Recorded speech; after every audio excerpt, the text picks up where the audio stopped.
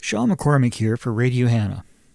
In this video, we're going to discuss the audio hardware we use to get our voices into a computer system. All of the equipment I describe in this video is stuff that we're actually using right now with Radio Hannah. Okay, so our basic requirements.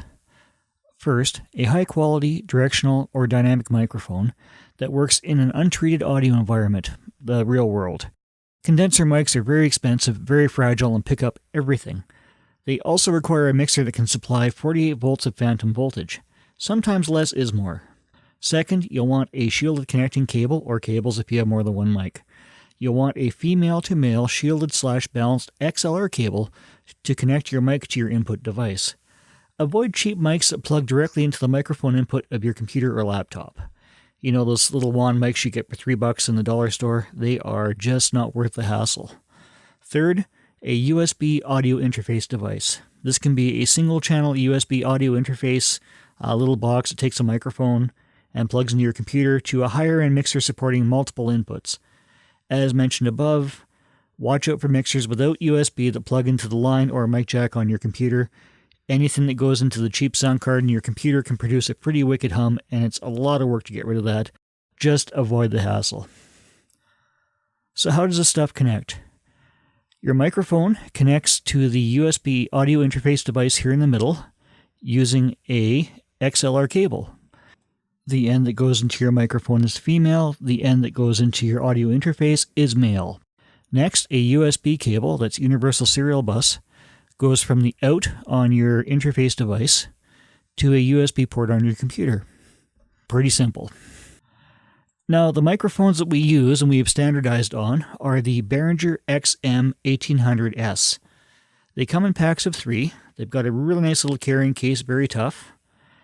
The pack of 3 is $60, so about $20 a piece. Now, they're dynamic and they're very directional. They only pick up what's right in front of them, which is really nice because right now I'm in a basement. The cat is carrying on next door because she wants some Friskies and the furnace is running. But you can't hear that because the mic only picks up me right in front of it.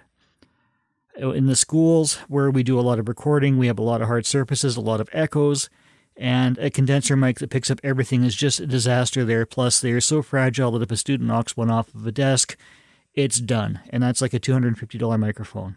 So for student use, the Behringer XM1800s, fantastic. You won't find a better deal.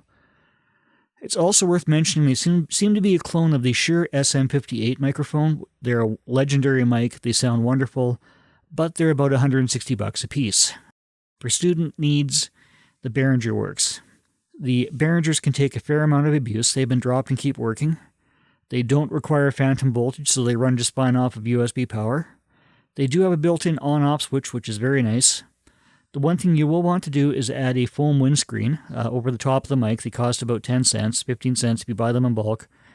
Definitely worth having.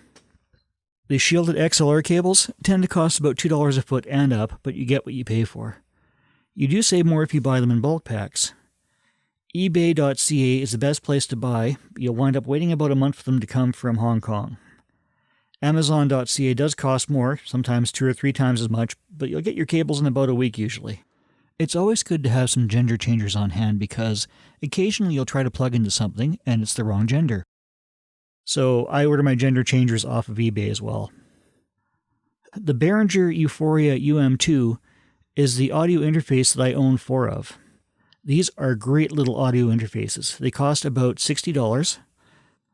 They're powered by the USB bus on your computer so you don't have to plug them into a power outlet. It takes 1 microphone input plus 1 instrument level input. Now, there does say it supports phantom power, but I found that's kind of iffy running off of USB. I wouldn't recommend it. It's got very high quality sound for the price. I would say it's almost studio quality. It's a great little box, and for student broadcasting purposes, incredible. I love it.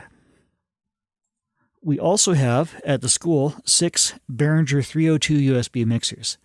These do take 1 microphone input, and they also take a line level input. So that's an output from your iPod, your tablet, tape deck, what have you, with RCA connectors. Line level input is much more, carries more power than an instrument level input. So it's nice to have a device that does both. The previous device only takes instrument or microphone level inputs. The Behringer 302 USB doesn't need a driver, automatically recognized by Windows or Mac, costs about $80. Finally, we have the Behringer 1202 USB mixer. I own a couple of these. It'll connect up to 4 microphones simultaneously. You can put in 2 stereo inputs at line level, that's phone or tablet. It connects to a computer via USB cable like all the rest. You don't need to install a driver. You plug it into Windows or a Mac and it goes, hey, I know what you are and I can work with you. It does have a separate power supply, so it can power condenser mics and provide that 48 volts of phantom power. Now these cost about $140, or more than $140, depending on where you buy it from. They are a good little mixer. Desktop mic stands. Very important.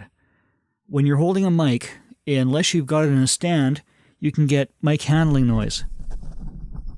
I'm just making a effort right now. I'm touching my mic. Not very pleasant, is it?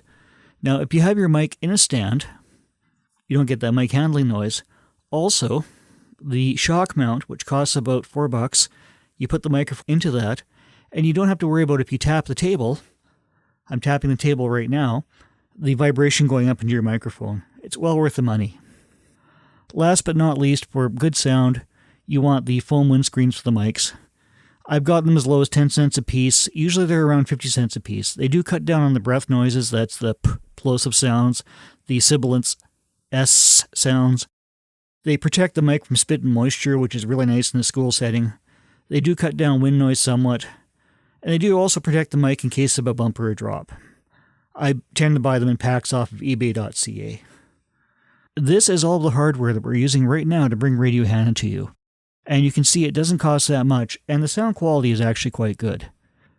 We hope this has been helpful. This is Sean McCormick for Radio Hannah saying thank you for listening.